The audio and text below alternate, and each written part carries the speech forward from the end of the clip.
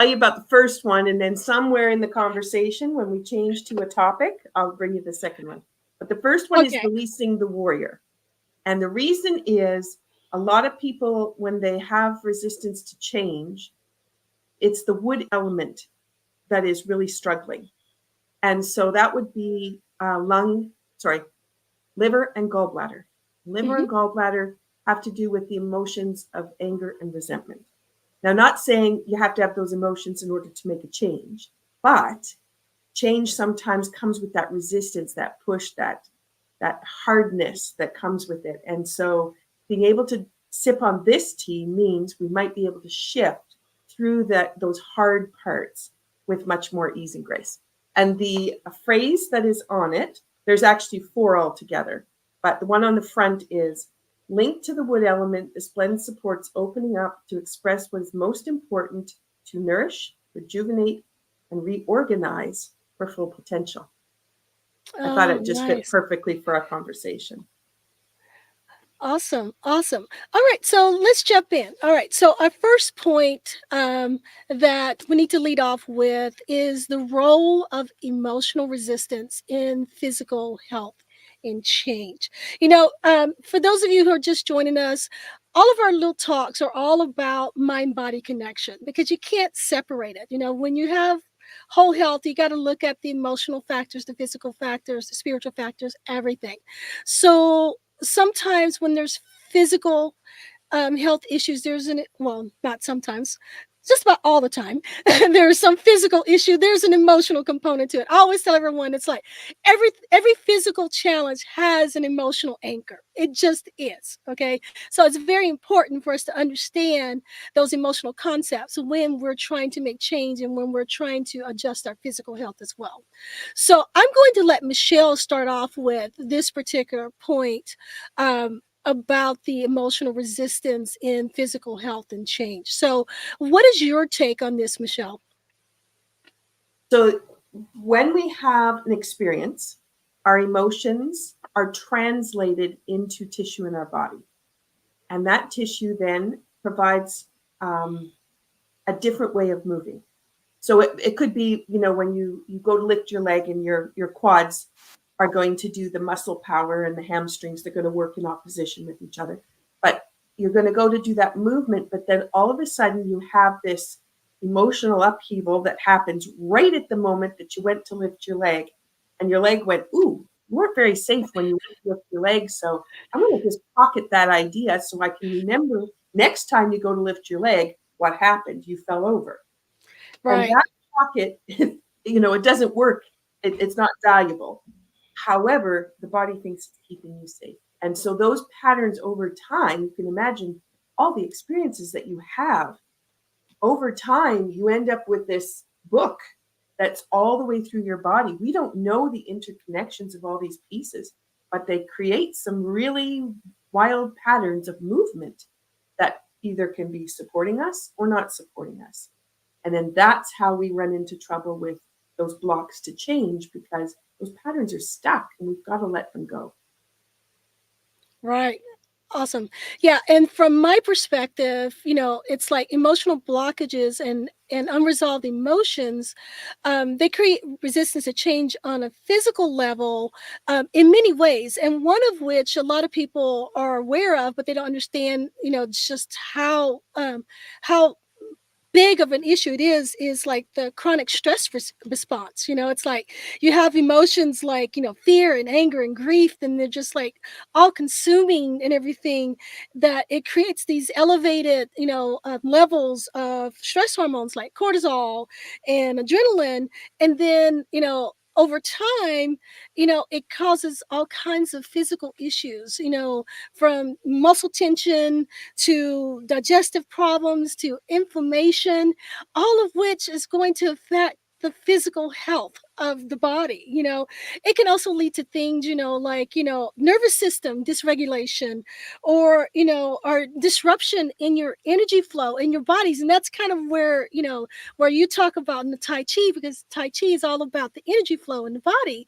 So all of these emotional blockages also blocks the energy flow through the body as well, which in turn is going to affect what your physical body is able to do, which is going to affect your overall health.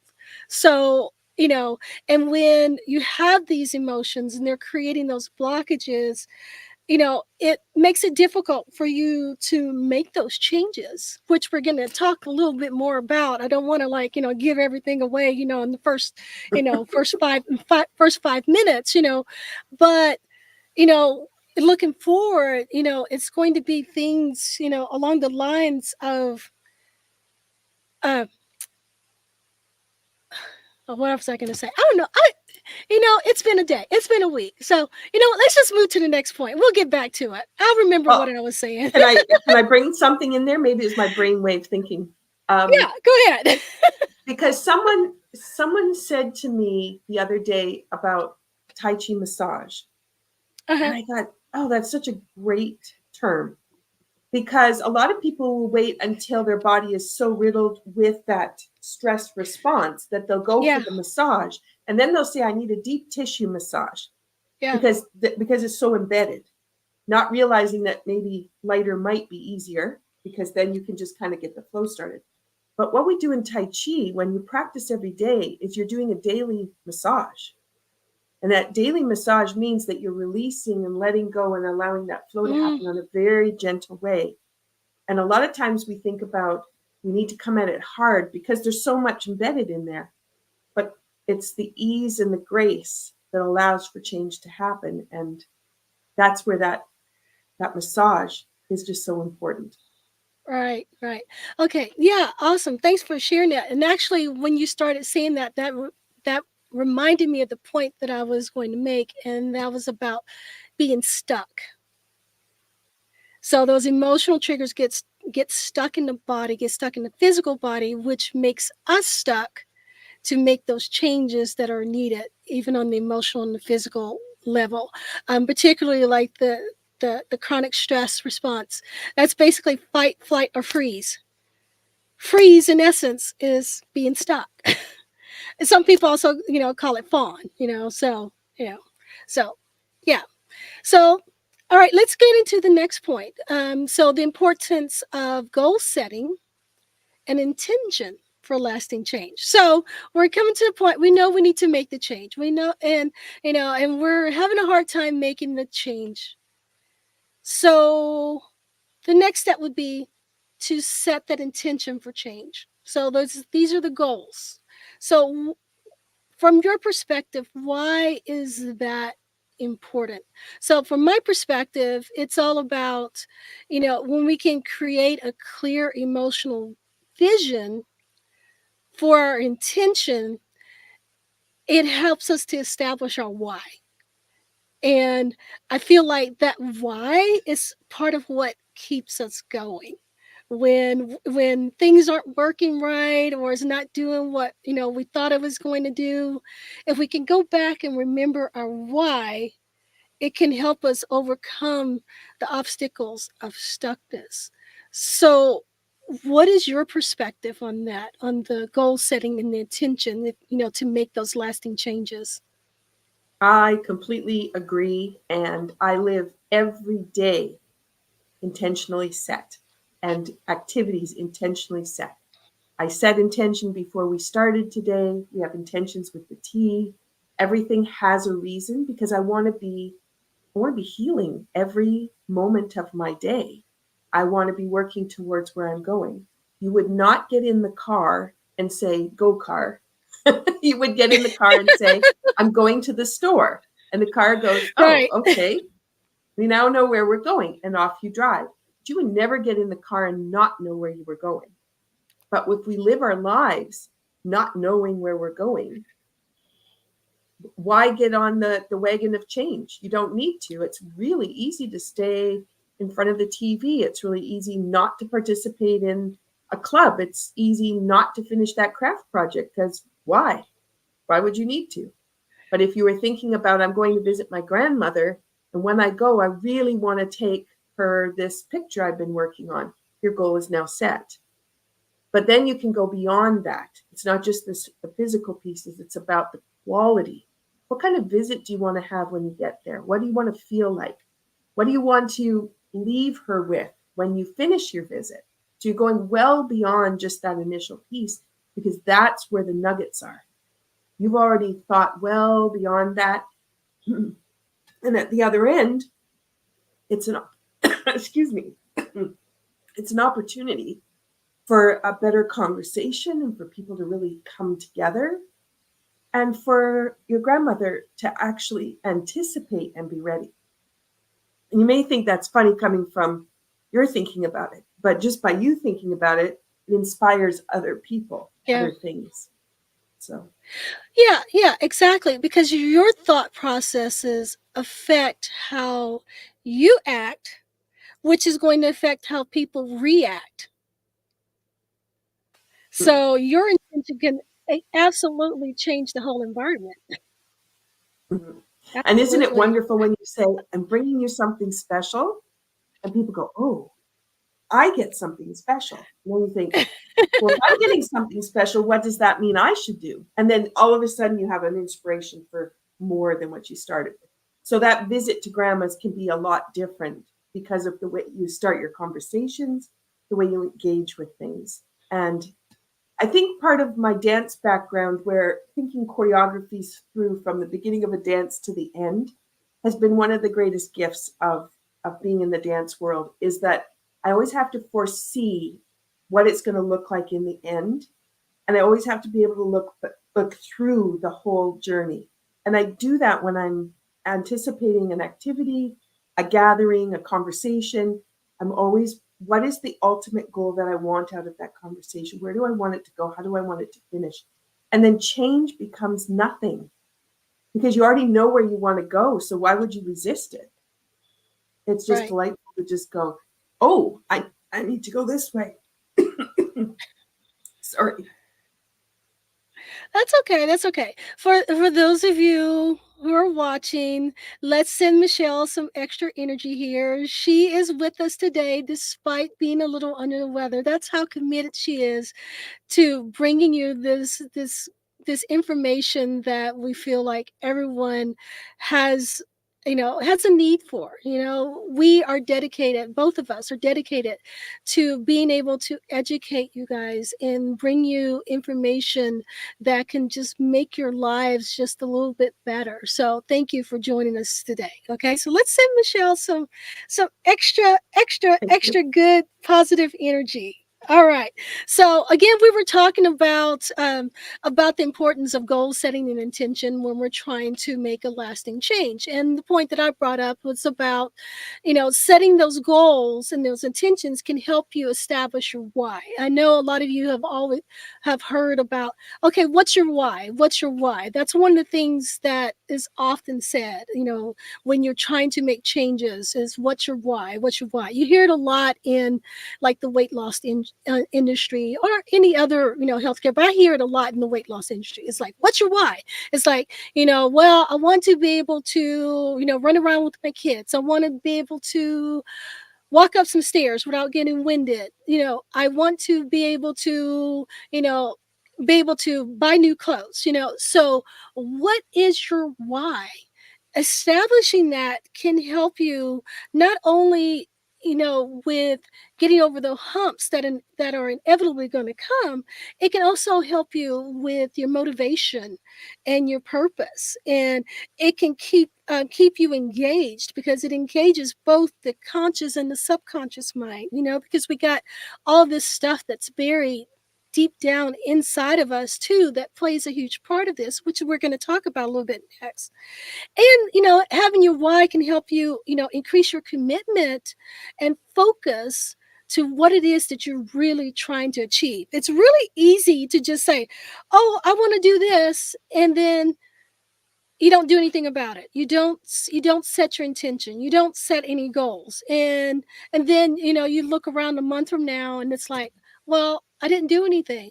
Well, that's because you didn't set your intention, you didn't set your goal, you didn't follow it through. You need that GPS, you need that to get you from point A to point B. And if you don't have that GPS, it's difficult to end up in the place that you were intending to go, because you haven't programmed your system, if you will.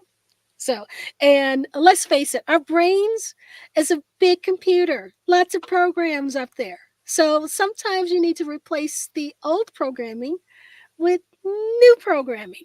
And one of the ways to get that new programming in there is goal setting and intention.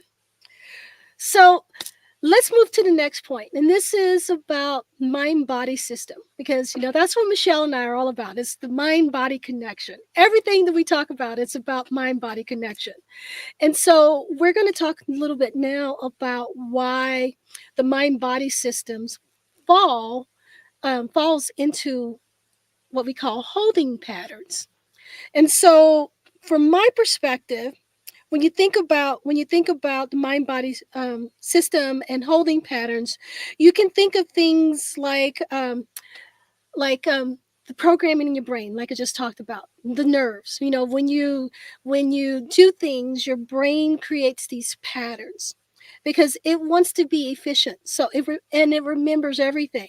So it just kind of catalogs it in there. And so when you create these these habits, if you will, that are born from repeated emotional stress or trauma, it can lead to resistance when you're trying to implement changes because those patterns have become hardwired into your brain.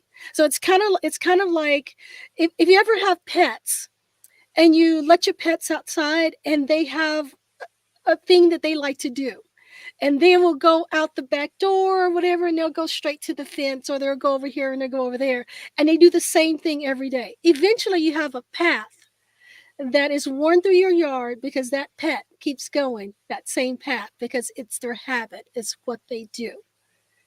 We are the same way. So when we keep doing the same thing over and over again, that path gets hard worn, and so it's in our brains. So then when we're trying to make that change, it can be difficult because those old patterns are still there. And it keeps us in that place. And so this is what we talk about, the neural pathways and neuroplasticity, which is for another talk that we don't have enough time to really get deep into that. But, if you ever want to chat about that, just reach out to me and I'll give you a whole bunch of information on neuroplasticity. But just know that you can rewire your brain. But one of the reasons that makes it difficult to make that change when you're trying to make the change is because of the hardwiring in your brain. And so you have to do things to try to overcome the old habits, which we're going to talk a little bit more about. But I'm going to hand this over to Michelle for the moment because I can keep talking because I want to hear her take on this. So what is your take on this? Well, it laps back to the last question too, in that you have to be living in your goal. So you can't say, losing weight is a good one, because everybody says, I want to lose weight. And then why? Why? Because I want to play with my kids on the floor. Then play with the kids on the floor. Don't wait until you've lost the weight to play with the kids on the floor. You play with the kids on the floor because that's your goal. And every time you go down to the floor and you ache and you complain and you etc., you go, this isn't working for me. But if you sit up in the chair and you don't participate, you say, well, after I've lost 20 pounds, then I'll get down on the floor. You're never going to get there because you're nice and comfortable where you are. Why would you move? But you have to really go to the goal and be in the goal. And then what you discover in there is other things that you hadn't thought about. And then that is when change becomes easy, because you go, oh, I'd really like that. I'd really like to be able to build the whole floor out. Let's get rid of the couch. And then all of a sudden the kids are like, wow, look at what we can do with these toys. And you're like, yeah, and let's add this and that. And pretty soon you've forgotten that the couch was so comfortable to sit on, the habit's gone. But it wasn't a hard habit that you walked in, you looked at the couch, you went, oh, I'd be so comfortable there if I'm going to sit on the hard floor. You actually just have forgotten because you're so excited about being in the new place. And we have to approach the activities that we do in that attitude. And sometimes we don't know where the solution is because we're trying to solve it with the old habits and the old ways of thinking. And you've got to sit in that place you want to be and look around, because new ideas are going to come in. That's the nugget of creating change. Oh, awesome. I love that. And when you were talking, it made me think of some other things too. When you were saying about sitting on the floor and the aches and the pains and everything, and being, in your goal. And that brought me back to, again, it's like the memory that gets stored in the body. And so some of those aches and pains can literally be muscle memory. Mm. It's like, okay, so you're remembering, oh, it hurts me when I get down on the floor. So you don't want to get down on the floor. Then you get down on the floor and the muscle memory goes, oh yeah, this is supposed to hurt. So it hurts. So it's like little things like that, and we also have to remember too that our mind's number one goal is to keep us safe. So sometimes what the known and the comfortable is the safety zone. And sometimes getting out of that safety zone requires extra effort because our body wants to keep us in that safety zone. And so we got things, we're working against things like not only the neural pathways, but, muscle memory and emotional memory. These are all from the past stuff. And then we got limiting beliefs, which limiting beliefs sometimes they're things that just kind of goes back to childhood and they're just kind of part of our upbringing, that kind of thing. But sometimes it's also from things that life has taught us that we've just kind of latched onto and we stored it. And it can be really hard to get past that and to overcome that. So those of you that are trying to make change and you're finding it difficult to make those change, just know that it's not all your fault, but there is something you can do about it. Yes, it is difficult, but you have to want it and you have to put the things in place to make it easier for you to make those changes, to overcome those old patterns in order to achieve what it is that you're looking for. So, which brings us to the next point, which is about releasing old patterns. So, we're going to talk about now about releasing old patterns through new physical and emotional practices. Remember, mind and body, you can't separate it. They're interconnected. And sometimes you got to do a little bit on both ends. Okay. So, we're going to talk about that a little bit. So, I'm going to let Michelle take point on this one. So why don't you start, Michelle, with this one? I always Okay. love your take on this stuff. So So mind and body go together. And a lot of times we think about, well, I'll just think it and make it work. But you actually have to move through it. And this is where somatic works, where you could be putting on your favorite piece of music, a song that really inspires you, and you start moving your body in a way that feels really good. And it can be a dance in the kitchen that you just do all by yourself. It could be one that you go out into the backyard, put your feet into nature. But what you're really doing is you're connecting in with the pathways of ease. And so much of what we do in the day is either frozen, which is sitting at your desk, driving a car, locked into a project that you're working on, or patterns that you have at work that are repetitive patterns. When you let those go and you move into that place of ease, the mind releases. And so those holding patterns of resistance let go. And you have this opportunity then from that space to say, now what do I want? Because it's really difficult to be frozen. You've been in front of your computer for 4 hours and you say, okay, I'm going to goal set. I want to lose weight. And you're like all tight. Well, first thing you're going to want to do is go to the fridge to find where the chocolate is.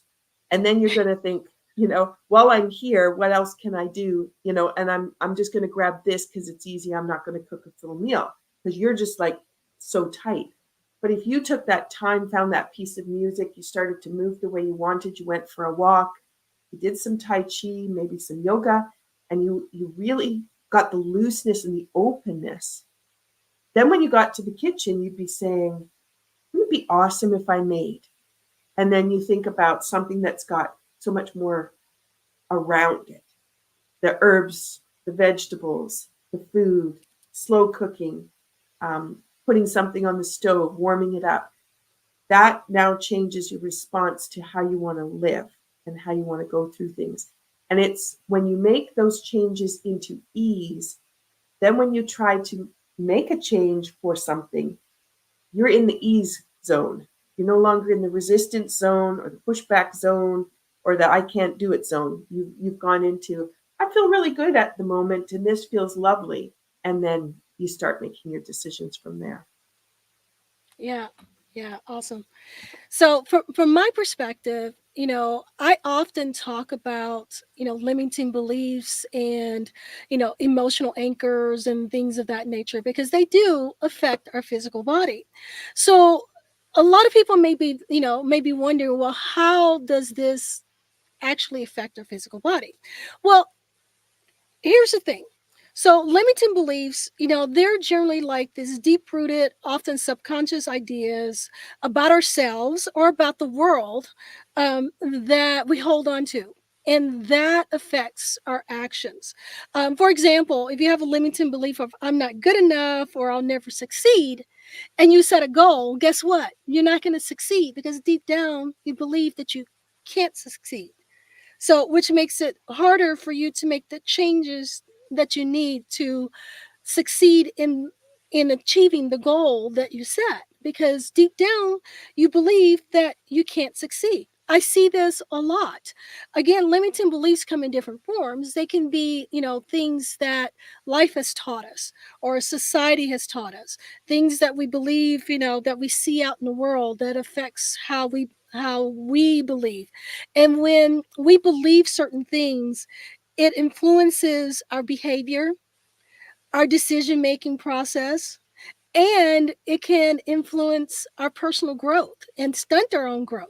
So, when you're trying to make changes, which is basically personal growth, these limiting beliefs can keep you from growing more because you're holding yourself back. You're literally believing that you cannot do what it is that you're set out to do. So, no matter what you do, you're going to always end up either not taking the steps that you need to get to the next point, or you're going to self sabotage yourself. I see it so often. We just sabotage yourself, and it comes down to these limiting beliefs. But then, beyond the limiting beliefs, we also have these negative emotions that get stuck in our minds and our bodies. And emotions are directly related to habits. So emotions can drive habits. Again, I hate to keep dwelling on the weight loss. That's one that's just like out there a lot and a lot of people understand it. So you think about things like emotional eating. It's like you get upset. Food is your comfort. So you eat. So that emotion of upset triggers you to eat more stuff. So you have your why, you set your goal, and you know what it is you need to do, but something comes along and upsets you, whether it's fear, it's anger, or whatever, and you go back to the old habit, or you go and you eat because food is your comfort. Yeah, I changed it over to tea as my comfort.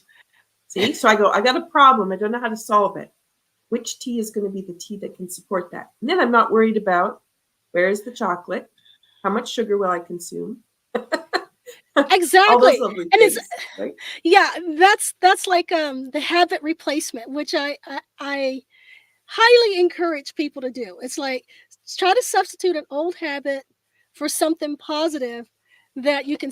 I think it's called habit stacking. I think someone coined that phrase, habit stacking. So it's like you put something positive in place of the negative, and so eventually, it will move itself out. But even beyond that, we talk about the old patterns too. I touched on it a little bit about old patterns, and it provides false comfort and safety. It's that safety zone. It's like we're comfortable in what we know. And sometimes when we're trying to make change, it's unknown. So then the fear of the unknown kind of comes into play. And so we come back into our shell because that's where we feel comfortable. Because um, another one that plays in this is like fear of failure. It's like you can't fail if you don't try. So you get back into the comfort zone. So it keeps you safe from failing. I have two phrases that I've kind of kept with me over the years. And one I walked past on the bookshelf this morning, and I kind of chuckled at it because it's just a little banner that says, "Actually, I can." And that one for a long time was when I wasn't quite sure if I could do this. I would just look at the sign, "I can." And the other one was, as a performer, it was very selfish for you to be nervous on stage because the audience came to see a performance and their expectation is that you're going to make them feel comfortable. But by you being nervous in front of them, you make them feel uncomfortable, then you will have failed at your performance. And so I've always kept in my mind, as a performer, which is what we all are when we're going about our day doing our things that we're not quite sure of, we are in a responsibility that we hold the space for the people who come to us to feel comfortable with what we're doing. And we might not know exactly what we're doing, but we're going to do our very best. And so if you hold that attitude, then that nervousness of I'm not good enough or I can't do it can be let go because there's no room for it. There's only room for going forward. Awesome. Yeah, sometimes when we're trying to make change, in addition to, setting those goals as we talked about, we have to make the space for making the change and going forward. So it's kind of like if you're at home and you're parked in your driveway and there's something behind you, you can't get out of the driveway. So sometimes you have to remove the stuff that's in your way in order for you to be able to move forward. So you got to remove those roadblocks. And that's part of what we've been talking about here is those roadblocks, and some of those roadblocks being the limiting beliefs, the emotions, the patterns, the the faulty thoughts and the faulty thought processes, the old behaviors, the old stories, if you will, old stories. So yeah, so awesome. All right, so I could keep talking about as many of our discussions. I could just keep going on and on and on I know. about these things, but we got to move on to the next point, which is about how our environment and our social circles Mm. influence our ability to change. Now, this is a big one, okay? So listen up. If you haven't paid any attention to any of the rest of this one is very, very important, okay? So I'll start a little bit here and then I'll let Michelle chime in. And of course, as we usually do, we'll probably go back and forth. But one of the biggest things about our environment and our social circles is that when we're trying to make change, our environment can either work to support us and help us make that change, or it works against us and hinders our change. Okay. So, for instance, we're going to go back to the weight loss just because most people understand that. When you're trying to lose weight, it's easier to do that if you have people around you that are supporting your journey, that are encouraging you and helping you, giving you the high five, when you lose a couple of pounds, or when you make healthier food choices. They are supporting you, they're encouraging you, your loved ones that are surrounding you, and they're all for you being healthier, and they're expressing that for you. It makes it easier for you to make those changes as you go forward. On the other hand, if you have people around you that go, well, what do you want to lose weight for? I think you're fine just the way that you are. Or, you're never going to be able to do that. That will knock the wind right out of you faster than anything else. So it's really important for us to surround ourselves with people that are going to have a positive influence on the change that we're trying to make, whatever that change is, because it'll make it easier to make those changes and stick with them. Whereas opposed to, someone that is saying negative things about it. It's also important too to sometimes we have to also change our physical environments. Again, I'm gonna go back to the weight loss because everybody understands that. It's like you want to lose some weight. You can't do that if you have a house full of junk food. So you have to get rid of all of the stuff that you can't eat sometimes when you're first starting because it's too easy for you to just go in and grab that snack that you know it's not good for you. So being able to clean out that environment makes it easier for you to make those changes that you're trying to make. So the people around you, your environment, your community, they're all going to have a big part to play in making these changes. It can either make it easier for you or make it harder for you. So what's your take on this, Michelle? I know you do a lot of community stuff, so I know that you know a lot about community and have seen the dynamics of community and all of that. So I want to hear your take on this. Well, what I can say from this week, having been sick, is I missed my Tai Chi classes. And my Tai Chi groups, I sent a message to say I will not be there, but thank you for sending the energy back from class to me. And both times I went from lying flat out on the couch to coming up and then being able to move around the house and get things done and be active. So the power of a community was so evident. And you don't always, it's not the interaction that you do face to face, it's the energy that's created by that community. And we're all there for each other. And the thing about making changes is you've already been in the place you've been and you've developed relationships that have not been supporting you. So you have to be prepared that some of those relationships are not going to survive. Yeah. But the other part is there are relationships out there that are going to blossom. And there are also going to be new relationships you never knew existed that are going to be very rich. And the mediocre that you're leaving behind will be quickly forgotten when that richness starts to come through. The other piece is when you engage with someone with the intention to heal, the enzymes in both people immediately react in the body and move towards healing. So if you have people in your life who are not supporting your healing, then that's going to be counterproductive. You need to find those people who automatically you just engage with. It could be a smile. It could just be, hi, I see you. And that hi, I see you is enough to spark you into being able to do something better. And so that's really valuable to think about. And also to know that it's okay for those losses to happen. It may be scary, but once you've let go of them, oh my gosh, where could you be? I moved across the country. I sold my business. We packed everything up. I left my entire family. We moved across the entire country to live in a place where we don't have any family. But with all that angst that went on with it, there's so much that I've done as a result of making those changes.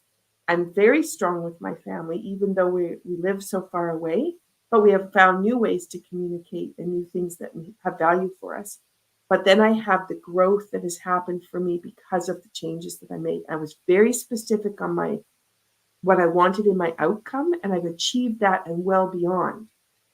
But I had no idea that capacity was even there because the one goal I had blossomed into this magnificent Greenwell Center for Holistic Health. I never imagined. I just thought one little foot rub, if I could just get that out to dancers, that was my goal. But you see how it changed in capacity. Yeah.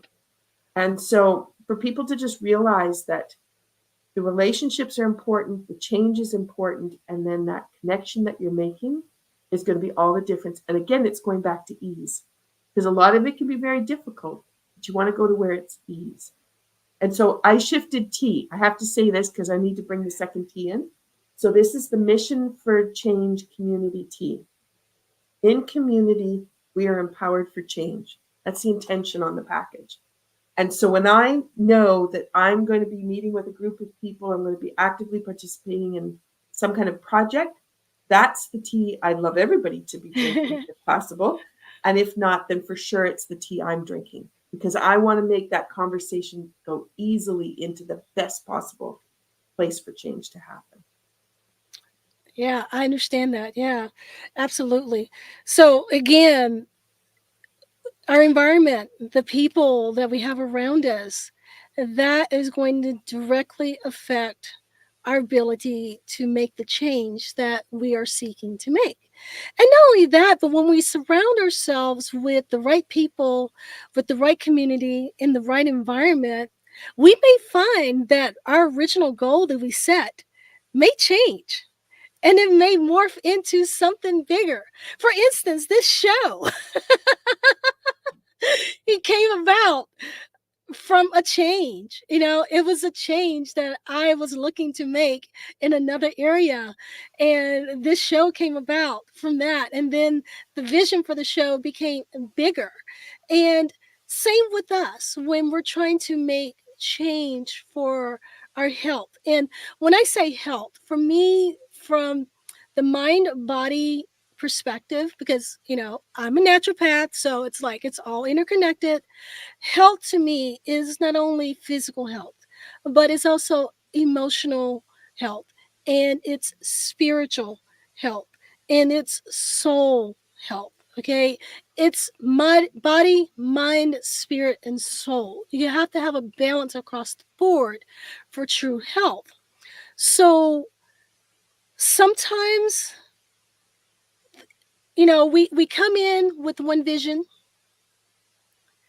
and as we work towards that vision, when we can get out of our own heads, we come the vision may change. It may become bigger. You may start with one thing that you need to change, and then as you go, you may figure out that's not really the change I've really desired. It's really this over here, which is even bigger and better.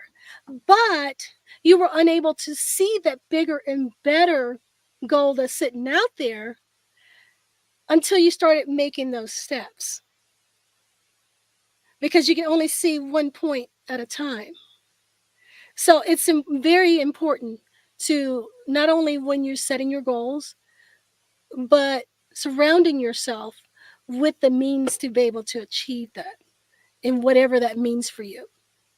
And that it could include changing your circle, changing your community, changing your physical environment.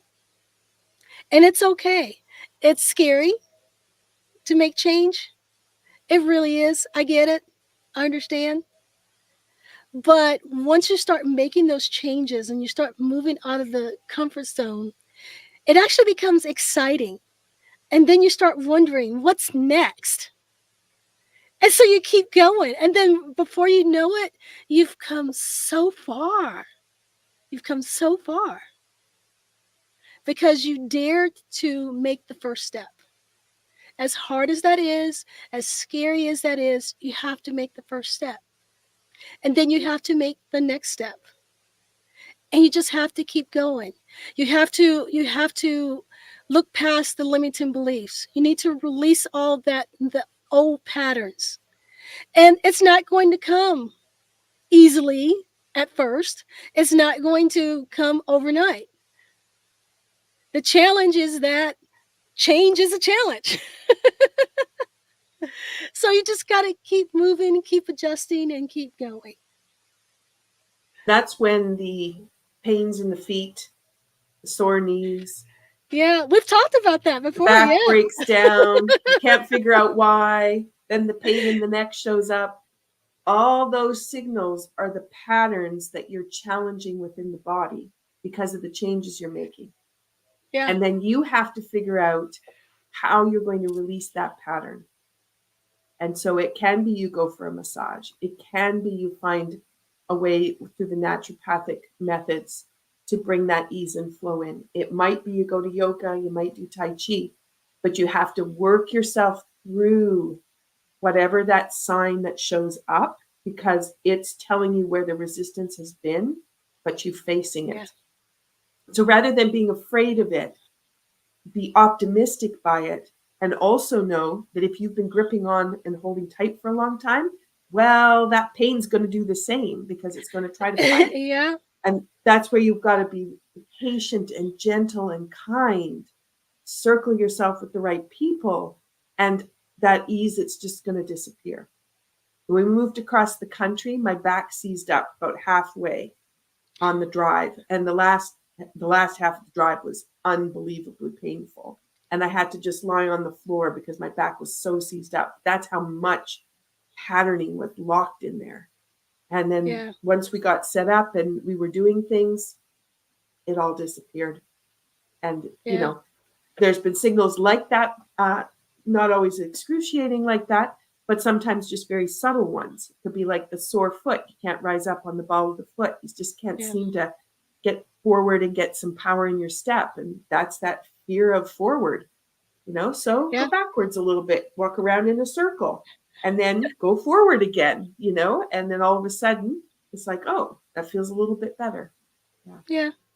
Yeah. Yeah. Yeah. We often have talked about the whole feet, legs, knees before, which is a really good point for you to bring up again, because many times when people are feeling stuck, it's going to manifest physically in problems in the feet, the legs, and the knees. Those are all about forward momentum. And so when you're feeling stuck emotionally or in life or whatever, it's often going to show up in those areas. And Michelle brought up another point too about holding on so tight. That leads me to physically muscle tension. It's like you're holding your body so tight from the emotional stress or trauma or whatever is going on that's keeping you stuck in those patterns, that eventually your physical body just starts to break down from all of that tension and stress that you're holding on to. So you're not only holding on to it emotionally, mentally, but you're holding on to it physically. And it's going to show up in all different kinds of ways. It may show up in the feet, legs, and knees, as we talked about. It may show up in the hips, another in the back. Another place is in the hips. I kind of got ahead of myself there. Another place that often shows up is in the hips, or what I call the butt area. It's like, particularly if you have some old pain that you're still dealing with. It's literally called sitting on old pain. Lots of times when you're sitting and your butt hurts, that tailbone hurts, it's because you're holding on to that old pain that is preventing you from being able to move forward in whatever it is that you're trying to do. It could be weight loss, it could be getting healthier generally, it could be skin issues, which, by the way, skin issues can also show up because guess what, when you have eruptions on your skin, that is emotions that are erupting out of your body. Okay, that is one of the ways, those trapped emotions that are just stuck in there that just want to come up. That's one of the ways it comes out. Okay, trust me on that. All right, that's part of what I do, is connecting those emotional issues with those physical issues. And that's why Michelle and I make such a great team, because she further connects it with the physical movement. So anyway, so as we were saying, it's going to be very important to surround yourself, with the right people. So to recap what we've been saying here, it's that change is hard. Okay, you have to start by setting your goal, understanding your why. You have to start trying to release all of those holding patterns, those negative emotions, those negative limiting beliefs, releasing all of that stuff that you're holding on physically and emotionally. And then finally, you have to surround yourself with the right community. You have to create the right environment, whether it's, your friend environment or your physical environment. You have to create the right environment to foster that change as well. So now here's where it's going to get really good. because we love this subject so much that Michelle and I both have some resources and tools that we would like to extend to you. So I have created a workbook with some journal prompts in there to help you to be able to set yourself up to making lasting change.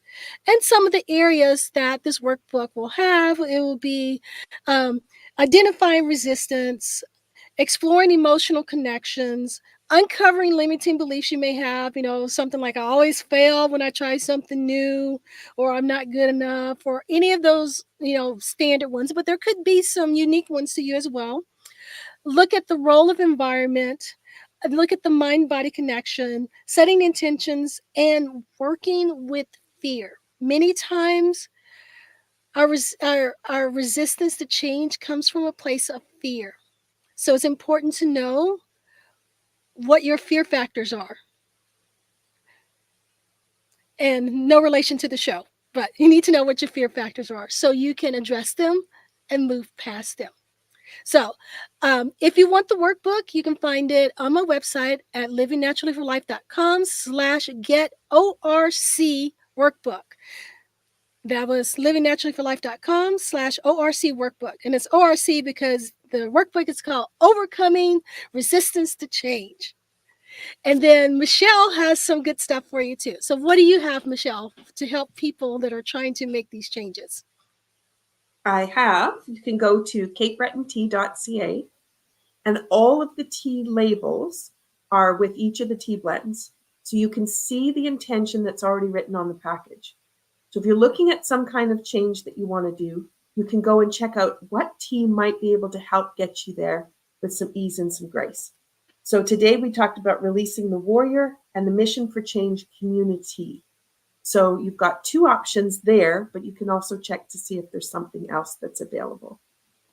The other piece is on my YouTube channel, you have the opportunity, that's at Michelle Greenwell on YouTube. You have the opportunity for two sections. So one is going to be learning more about the herbs within the tea that can help with the change. So you can look at the tea playlist, and the community tea has several different ones talking about how the herbs relate with each other. And then the other piece is to go to the Tai Chi Wellness and the Seated Form series. That's a great place to get started with doing movement patterns that are easy and graceful. So you can do it seated or standing, but then just picking any one and just start doing the activity. As you go through the workbook that Michaela has set up for you, do one section, but then go pick a movement pattern. And that movement pattern is going to change how you feel and how you think. And when you go back to whatever entry you've worked on, it might have some new insights that you want to add, or you might not even feel the same way. So you can see already how quickly you might be changing. And it's a great way to synergistically bring that together. So those are my tips for you. And otherwise, I'm at greenwellcenter.com, and that's CENTER. All right.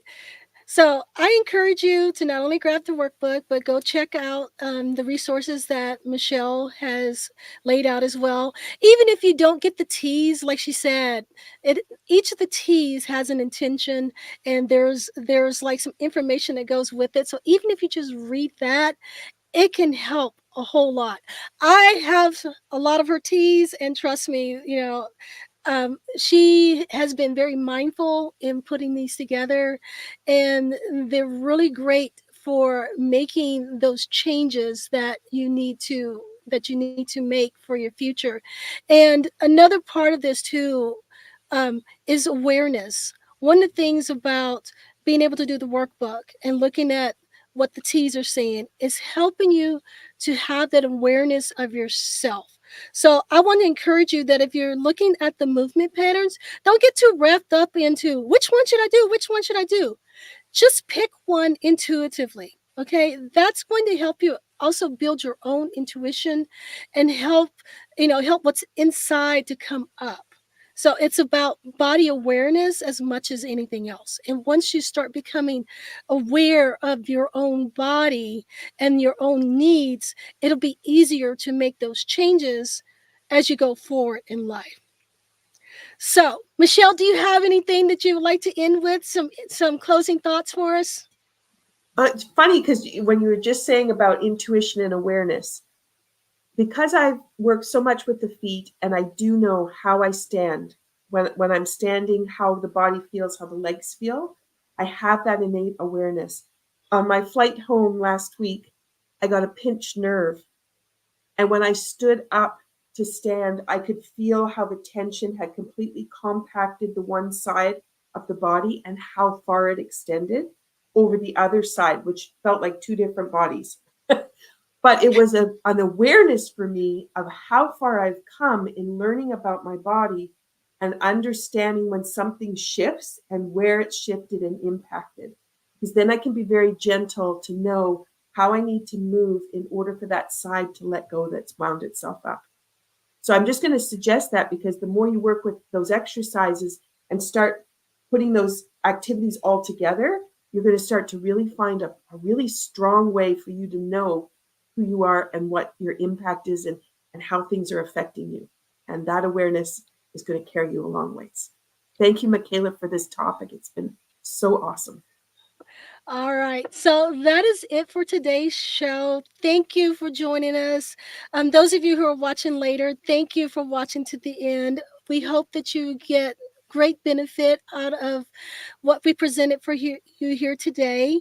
And we will also drop that information in the comment section for you as well.